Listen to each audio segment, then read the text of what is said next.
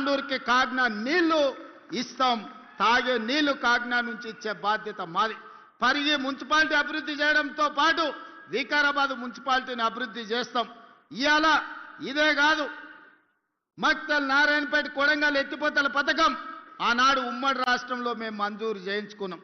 10 సంవత్సరాలు హరీష్ రావు, కేసీఆర్ కుట్ర చేసి తొక్కి పట్టిండ్రు. ఈ మధ్యలోనే భూసేకరణతో పాటు పర్యావరణ అనుమతులు అన్నీ వచ్చినాయి. మక్తల్, నారాయణపేట, కొడంగల్ నియోజకవర్గాలలో కృష్ణా నది జలాలను తరలించి 1,50,000 ఎకరాలకు రాబోయే 3 ఏళ్లలో నీళ్లు అందించే బాధ్యత మన ప్రభుత్వం తీసుకుంటది. ఇవన్నీ పనులు పూర్తి చేయగలుగుతున్నాము అని అంటే ఇవాళ మన ప్రభుత్వం ఉంది, ప్రజాప్రభుత్వం ఉంది, ప్రజలు ఎంచుకున్న ప్రభుత్వం ఉంది. వికారాబాదు జిల్లా ప్రజల మనుషులు ఈరోజు అధికారంలో ఉన్నారు కాబట్టే ఈరోజు మన ప్రాంతానికి నీళ్లు, నిధులు మంజూరు అవుతున్నాయి. అంతేకాదు మిత్రులారా, అప్పా జంక్షన్ నుంచి మన్నెగూడ వరకు రోడ్డు చూసిరు. ఎన్ని ప్రాణాలు పోయినావో మీరే కళ్ళతో చూసిరు. ఎన్నోసార్లు చచ్చిపోతున్నప్పుడు మా రామ్మోహన్ రెడ్డి వాళ్ళని పలకరియడానికి మా యాదయ్య గారు అక్కడికి వెళ్ళారు. ఆ కుటుంబాలు ఎంతో ఆవేదన వ్యక్తం చేసినాయి. 10 ఏళ్ళు మంజూరైన, కేంద్ర ప్రభుత్వం మంజూరు చేసిన రోడ్డును పర్యావరణం పేరు మీద కొన్ని కేసులు పడితే వాళ్ళతో పాటు లిటిగేషన్లు ఆనాడు బీఆర్ఎస్ నాయకులు చేరిన. ఒక్కరోజు కూడా అప్పా జంక్షన్ నుంచి మన్నగూడ రోడ్డు పూర్తి చేయాలనే ప్రయత్నం చేయలే.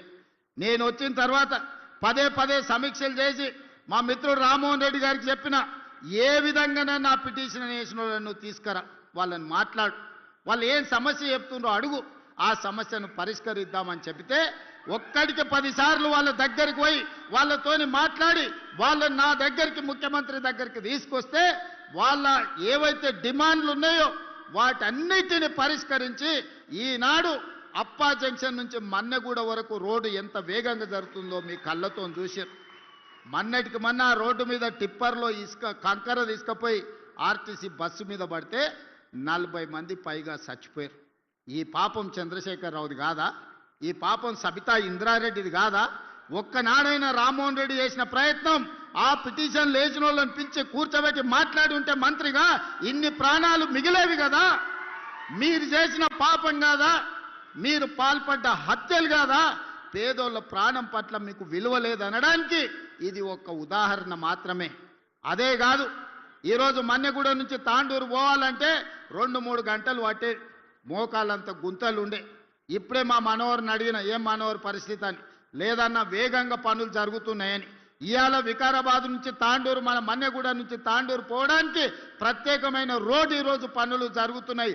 ఎన్ని నిధులు కావాలన్నా తాండూరు ఆ రోడ్డును పూర్తి చేసి సంవత్సరం తిరిగే లోపల తాండూరు ప్రజలకు ఒక మంచి రోడ్డు ఇచ్చే బాధ్యత ఈనాడు మన ప్రభుత్వం తీసుకుంటుంది అని చెప్పి ఈ వేదిక మీద నుంచి మీకు సూచన చేస్తున్నా. అదేవిధంగా మిత్రులారా, RRR ఔటర్ రింగ్ రోడ్డు రావడంతో మన రంగారెడ్డి జిల్లాలో ఒకనాడు ఏ పరిస్థితి లేకుండే. ఎకరం భూమి అమ్మాలంటే తల తాకట్టు పెట్టే పరిస్థితి. ఔటర్ రింగ్ రోడ్ వచ్చిన తర్వాత 1,00,000 వలకని భూమి 1 కోటి అయింది, 1 కోటి భూమి 10 కోట్లు అయింది, 10 కోట్ల భూమి ఇవాళ 100 కోట్ల రూపాయల విలువ పెరిగింది. ఇవాళ 100 కోట్ల కంటే కూడా మన రంగారెడ్డి జిల్లా ఔటర్ రింగ్ రోడ్ చుట్టూత భూమి దొరకలేదు. అందుకే కేంద్ర ప్రభుత్వంతో మాట్లాడి ఈనాడు రీజనల్ రింగ్ రోడ్డు 360 కిలోమీటర్లతోని ఈనాడు కేంద్ర ప్రభుత్వాన్ని మంజూరు చేయించినాం. రాబోయే రోజుల్లో రీజనల్ రింగ్ రోడ్డు రాబోతుంది, రేడియల్ రోడ్స్ రాబోతున్నాయి. వికారాబాద్ అంతర్జాతీయ పర్యాటక కేంద్రంగా మారబోతుంది. ప్రపంచానికి ఆదర్శంగా మన జిల్లా నిలబడబోతుంది. ఇవన్నీ పనులు కూడా ఇవాళ మనం చేసుకునే పరిస్థితి వచ్చింది. దీనికి ప్రధానమైన కారణం ఈరోజు మనం అధికారంలో ఉండడం వల్లనే ఇది సాధ్యమైంది. అందుకే మిత్రులారా, పెద్దలు చెప్పారు మట్టికి పోయినా ఇంటోడే పోవాలని. మరి ఇవాళ మన గల్లీలో లేదా మన కాలనీలో పనులు జరగాలంటే కౌన్సిలర్ మనోడై ఉండాలనా లేదా మీరు ఒక్కసారి ఆలోచన చేయండి. మన ఎమ్మెల్యేతోని మన మంత్రి దగ్గర పోయి కూర్చొని నాకు ఇది కావాలి అని అడిగేటోళ్ళు ఉంటేనే కదా సమస్య పరిష్కారం అయ్యేది. కాలే యాదయ్య రోజు రోజు నా దగ్గరకు వస్తాడు. రోడ్డు గురించో, మోరీ గురించో, వీధి లైట్ల గురించో. ఆయన మున్సిపాలిటీలే కాదు ప్రతి గ్రామానికి రోడ్ల కోసం యాదయ్య పొద్దునే నిద్ర లేవంగానే మాకు యాదయ్య గారు ఖచ్చితంగా వచ్చి కూర్చుంటాడు. సార్ నువ్వు ఎట్లనైనా ఇవ్వాల్సిందే, లేకపోతే ఊరికి పోయే పరిస్థితి లేదు అని. అంటే ప్రజలకు పని చేయాలన్న ఆలోచన, చిత్తశుద్ధి ఉంటే పనులు పరిష్కారం అయితే అడగంది అమ్మైనా అన్నం పెట్టడని చెప్పారు. మరి ఇవాళ అడగకుండా పనులు జరుగుతాయా? ఇవాళ మూసి ప్రక్షాళన మనం చేసుకుందాం అనుకుంటున్నాం. అనంతగిరి వికారాబాద్ కొండల్లో పుట్టిన మూసీ నది, ఈసా నది ఈరోజు ఒక పక్కన గండిపేట, హిమాయత్ సాగర్, ఉస్మాన్ సాగర్ నుంచి ఈరోజు మనకు బాపు ఘాట్ వరకు రెండు కలిసి ప్రవహిస్తున్నాయి. ఆ తర్వాత హైదరాబాద్ నగరం నుంచి కృష్ణా నదిలో కలిసే వరకు నల్గొండ జిల్లా వాడపల్లి వరకు పోతున్నది. మూసీ నది ప్రక్షాళన చేసుకుంటామంటే లేదు లేదు, చెయ్యడానికి వీలు లేదు. ప్రజలు కాలుష్యంలోనే బతకాలని బీఆర్ఎస్ వాళ్ళు, బీజేపీ వాళ్ళు ధర్నాలు చేస్తున్నారు. మన వాళ్ళు పోయి మూసీలో ఉన్న కాలనీలలో వండుకున్నారు. వరదొచ్చినప్పుడు నేను అడిగిన, మరి పోండా ఇప్పుడు మూసీ దగ్గర పోయి పండుకోండి, చూద్దాం, మూసీలో కొట్టుకుపోయి కృష్ణాలో తేలుతారు పోండి అని. ఎవడు అక్కడి దిక్కుపోలే. ఎంతసేపు చేసే అభివృద్ధికి కాళ్ళల్లో కట్టెబెట్టాలన్న ఆలోచన తప్ప అభివృద్ధి చేసుకోవాలన్న ఆలోచనే లేదు. గుజరాత్లో సబర్మతి రివర్ ఫ్రంట్ చేసుకుంటారు, ఢిల్లీలో యమునా నది రివర్ ఫ్రంట్ చేసుకుంటారు, ఉత్తరప్రదేశ్లో గంగా నది రివర్ ఫ్రంట్ చేసుకుంటారు. ఇవన్నీ బీజేపీ పాలిత రాష్ట్రాలు. గొప్పగా చెప్పుకుంటారు మా నరేంద్ర మోడీ ఇన్ని రివర్ ఫ్రంట్లు చేసిండు, ఇంత అభివృద్ధి చేసిండని. అయ్యా మరి గుజరాత్కు సబర్మతి రివర్ ఫ్రంట్ కావాలి, ఢిల్లీకి యమునా నది రివర్ ఫ్రంట్ కావాలి, ఉత్తరప్రదేశ్కు గంగా నది రివర్ ఫ్రంట్ కావాలి. మరి మా హైదరాబాద్కు యమునా నది, మా మూసీ నది రివర్ ఫ్రంట్ వద్దా అని నేను అడుగుతున్న బీజేపీలో. ఏం దరిద్రం వచ్చింది మీకు? మీ నెత్తి మీద ఏమన్నా దరిద్రం ఉందా? మా మూసీ ప్రక్షాళన చేసుకొని మేము మంచిగా బతుకుతాం అనుకుంటే మాకు అడ్డం పడుతున్నారు. ఇవాళ పేదోళ్లకు మంచి ఇండ్లు కట్టిస్తాం, మంచి స్కూల్ కట్టిస్తాం, వాళ్ళ పిల్లలకు మంచి పాఠాలు చెప్పిస్తాం మూసీ నది ఒడ్డున ఉన్న వాళ్ళకంటే, లేదా మూసీ మురికిలోనే వాళ్ళు బతకాలని ఇవాళ బీజేపీ వాళ్ళు, బీఆర్ఎస్ వాళ్ళు అడ్డం పడుతున్నారు.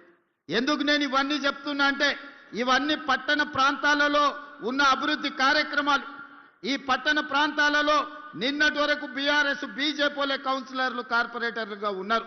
ఇవాళ వాళ్ళ దరిద్రం వదిలింది, ఆ చీడ పోయింది. మళ్ళీ ఈ ఎన్నికల్లో మంచోళ్ళని తెచ్చుకోకపోతే మళ్ళీ వాళ్ళే మోపైనరంటే మనం ఈ అభివృద్ధి కార్యక్రమాలను చేసుకోలేం.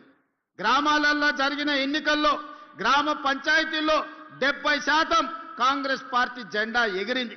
అందుకే ప్రతి గ్రామంలో ఇవాళ లక్షలాది రేషన్ కార్డులు ఇచ్చిన మాట నిజం కాదా? ఎవరు అడిగితే వాళ్లకు, పెళ్లి అయిన వాళ్లకు, అత్తగారింటికి పోయిన వాళ్లకు ఇవాళ రేషన్ కార్డులు ఇవ్వలేదా? మా అక్కలు ఇక్కడనే ఉన్నారు. ఇవాళ సన్న బియ్యం ప్రతి మనిషికి 6 కిలోల చొప్పున 3,17,00,000 తెలంగాణ బిడ్డలకు ఈనాడు ప్రభుత్వం 6 కిలోల ప్రకారం సన్న బియ్యం ఇస్తుంది. అక్క ఈడున్నోళ్ళు నేను అడుగుతున్న మా అక్కల్ని, పాలపిట్టల లెక్క ఉన్నారు మొత్తం ఇందిరమ్మ చీరలు కట్టుకొని మా అక్కలు. దసరా పండుగ నాడు పోయినట్టే ఉంది. పైనుంచి చూస్తుంటే మా అక్కలు మీటింగ్కి వస్తున్నారు, పాలపిట్ట ఎగురుకుంటూ వస్తున్నట్టే ఉంది మా అక్కలు. పాలపిట్ట రంగు చీరలు కట్టుకొని వస్తుంటే సన్న బియ్యం వస్తున్నాయా లేదా అక్క? ఆ ఎల్ల దొడ్డు బియ్యం ఇస్తే బర్రెలకు దాన పెట్టి రావునా? ఇవాళ ఈ సన్న బియ్యంతో పిల్లలకు బుక్కెడు బువ్వ పెట్టే పరిస్థితి వచ్చింది. 3,17,00,000 మందికి ఇవాళ సన్న బియ్యం ఇస్తున్నాం. మా రిపోర్టర్ల మిత్రులు కూడా చాలామంది ఉన్నారు, వాళ్ళకు కూడా సన్న బియ్యం వస్తున్నాయనే నేను అనుకుంటున్నాను. ఎందుకంటే జర్నలిస్టులు ఉన్నారు కానీ వాళ్ళు కూడా పేదోళ్ళే, వాళ్ళకు కూడా సన్న బియ్యం వస్తున్నాయా లేదా ఒకసారి ఆలోచన చేయాలి. కొంతమంది యువకులు ఉన్నారు, నిన్నమననే పెళ్ళిళ్ళు అయినట్టుగా అనిపిస్తుంది. రేషన్ కార్డులు వచ్చే ఉంటాయి, అవునా? రేషన్ కార్డు ఇస్తేమి, సన్న బియ్యం ఇస్తేమి, 200 యూనిట్లు ఉచిత కరెంటు ఇస్తేమి, గ్రామాలలో ఇందిరమ్మ ఇండ్లు కట్టుకోండి అని పెళ్ళైన వాళ్ళకందరికీ ఇందిరమ్మ ఇండ్లు, నియోజకవర్గానికి 3,500 ఇండ్లు ఇచ్చినాం. రాష్ట్రం మొత్తం 4.5 లక్షల ఇండ్లు పేదోళ్ళకి ఇచ్చినాం. నిజంగానే చంద్రశేఖర్ రావుకు 10 ఏళ్లలో 20 లక్షల కోట్ల నగదు ప్రజలు పన్నులు చెల్లించు. సంవత్సరానికి 2 లక్షల ఇండ్లు కట్టుంటే కూడా 10 ఏళ్లలో 20 లక్షల ఇండ్లు కట్టుండేటోడు. అసలు పేదోడు ఇల్లు లేనోడే తెలంగాణలో మిగిలేటోడు కాదు. కానీ చంద్రశేఖరరావు డబుల్ బెడ్రూమ్ ఇండ్ల ముసుగులో పేదవాళ్ళకి ఎవరికి ఇండ్లు ఇవ్వలే. మళ్ళీ ఇప్పుడే మొదలైనాయి, ఇంకా అదనంగా కావాలని మా స్పీకర్ గారు చెప్పారు. తప్పకుండా ఏప్రిల్ మే నెలల్లో మళ్ళీ అదనంగా లేనోళ్లకు ఇందిరమ్మ ఇండ్లు మంజూరు చేసే బాధ్యత ప్రభుత్వం తీసుకుంటుంది. అందుకే విధంగా ఈరోజు ఇందిరమ్మ ఇండ్ల విషయంలో మనం ఎంత జాగ్రత్తగా ఉన్నామో చూడండి. రైతుల రుణమాఫీ 25,35,000 మంది రైతులకు 21,000 కోట్ల రూపాయలు రుణమాఫీ 2 లక్షలు చేసి ఇవాళ రైతులను రుణ విముక్తులను చేసినాం. అదేవిధంగా మిత్రులారా, రైతు భరోసా 9 రోజుల్లో 9,000 కోట్ల రూపాయలు పేదల ఖాతాలో ఈరోజు మనం నిధులేసి రైతు భరోసా కార్యక్రమాన్ని కొనసాగిస్తున్నాం. నిరుద్యోగమే తెలంగాణ ఉద్యమం. వందలాది మంది నిరుద్యోగులు ఆత్మ బలిదానాలు చేసుకున్నారు. కానీ ప్రభుత్వ నియామకాలు చేపట్టలేదు. కానీ మన ప్రభుత్వం వచ్చిన ఈ 2 ఏళ్లలో 70,000 ప్రభుత్వ ఉద్యోగ నియామకాలు